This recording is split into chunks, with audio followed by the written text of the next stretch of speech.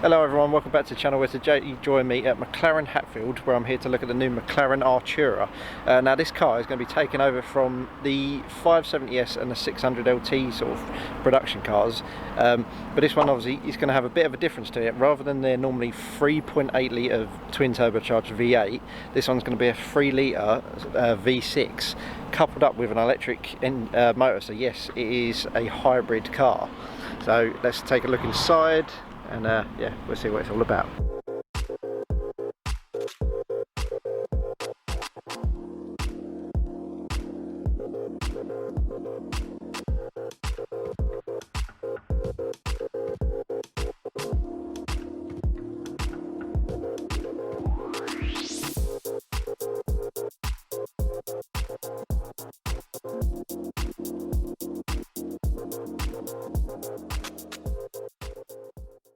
Now coming into the building as per usual, it's quite a sight. We've got a beautiful 720S lined up with a McLaren Senna. Just out the back there is a brand new 765LT waiting for a customer handover. We've got a new 620R, it's very nice. We're looking for the one on the plinth. This is the new McLaren Artura. Now coming in to look at the Artura, the first thing you can notice obviously straight away is this lead hanging out the side of it, and like I said, obviously that's because it's the new V6 hybrid car that McLaren are going with. So a little bit about the power of the car. Obviously it's V6, it's 120 degree hot engine, which produces 585 horsepower as just at the engine on its own. That coupled up with the electric flux motor, which produces 95 horsepower. So total output when you're driving it in race mode, whatever you want, or just giving it the beans, you're getting 680 horsepower out of the thing. I mean, it was fast with the V6 on its own, and then with that electric motor coupled up to it, it's going to be insanely fast. I think top speed is like well over 200 miles an hour, so it's not going to hang around. Now obviously this car sitting just below the 720S, it's not quite as aggressive in my opinion looking wise, but that's fine. They've stayed with a similar sort of style. They're going forward with these recessed headlights with like sort of the McLaren emblem on each side, just to emphasise the McLaren badge. And yeah, still like staggered supercar pedigree, staggered wheels, 19s at the front, 20s at the back, with some lovely carbon ceramic brakes and nice aluminium calipers. Again, although this car doesn't look as race inspired as like a 720S or a 765LT, it's got a lot of racing technology behind it. So they've kind of taken their years of development on all of their models and sort of combined it into one, combined with this new hybrid system.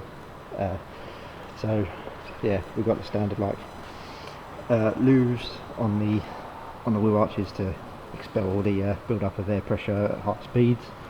We've got big intakes to keep the radiators cool, and then on this we've got this laser cut grille that we see on the 765LT that run from the whole width of the car. Exhaust are back down on the rear of the car as opposed to on top, and then for extra cooling we've got this new chimney, they call it, that sits in between the V of the engine.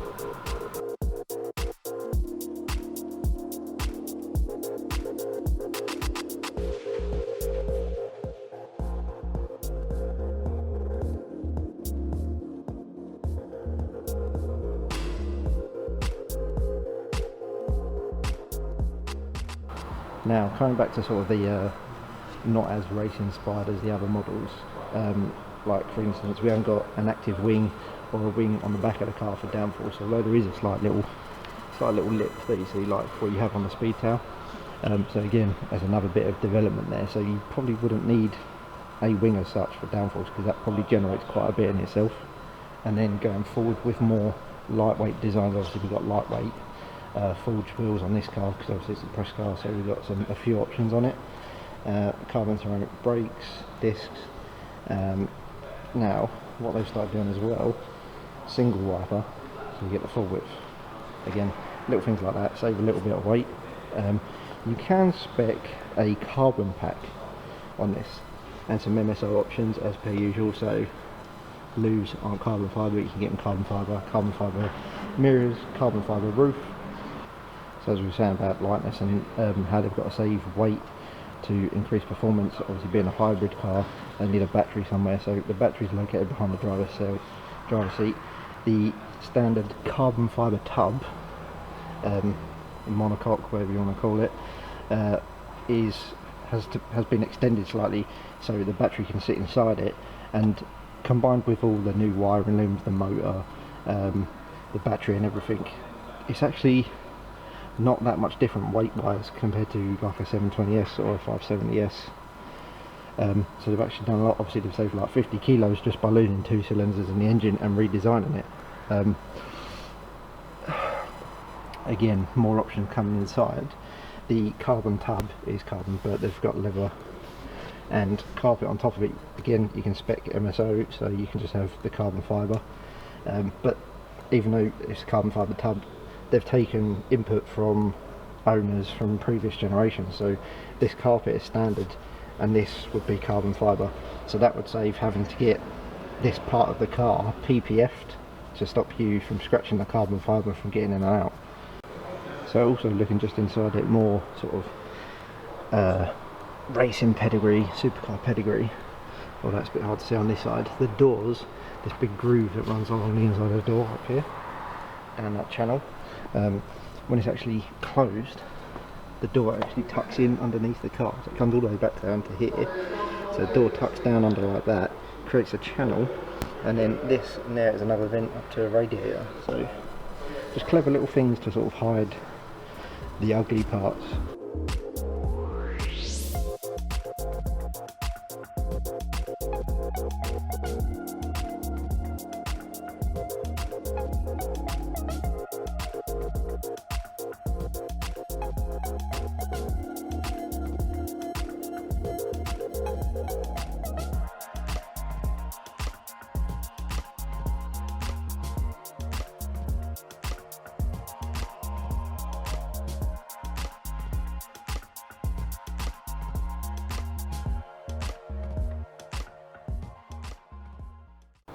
Now looking inside around the car, they've sort of stayed with the same sort of design on the steering wheel, so very minimalistic style steering wheel, to keep you more focused, especially like when on track. You haven't got to worry about buttons around the steering wheel like that, so you've just got your standard rocker style fluffy pedal, so you can actually change down and up through both selector switches on both sides. So and then things like, obviously I don't know this, but this is apparently quite a common owner's thing. They've made it easier to sort of get to like buttons like the nose lift, traction control and driver assist, rather than being on a stalk underneath the steering wheel. Now the biggest design change actually within the car is that the binnacle, as McLaren call it, so the instrument cluster, is actually mounted onto the steering column as opposed to the dashboard, which gives you more driver engagement that they're going for. So as you're adjusting the steering wheel up and down to suit your driver height, the binnacle comes with it, so you've always got a perfect line of sight onto the instrument cluster, which again is better for driver engagement, I suppose, when you're on track.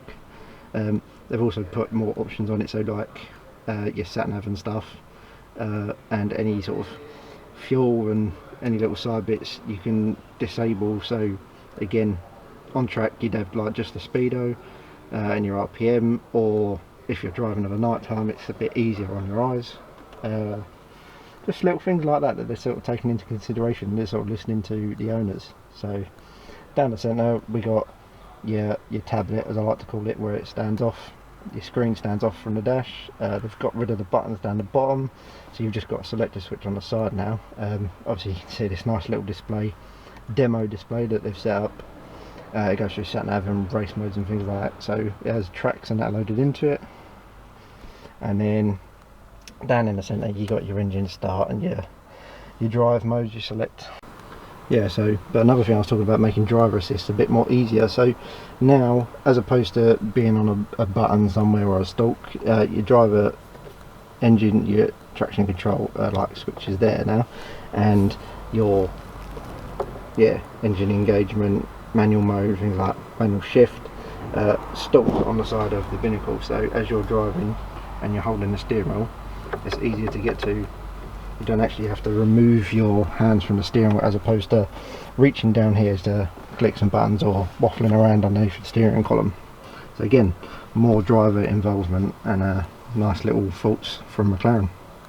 So with this being a hybrid car and electric motor, obviously to meet EU regulations, and so when you start the car it will always start up in electric mode, so just the electric motor just turns on, the engine doesn't start. This could be for like obviously emissions and economy reasons, but also for like a bit of convenience for you and your neighbours, bit of a quiet getaway if you're up early in the morning, and you don't need to start the engine until you're like sort of out of your estate.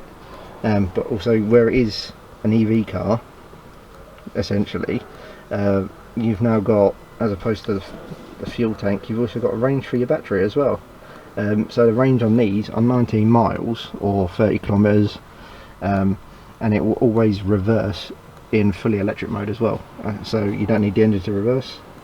Yeah, you can drive on the electric motor on its own, but as soon as you switch into sport or performance mode as opposed to economy, the engine will start up, and then the electric motor is more for just filling the gaps and more torque, instant torque.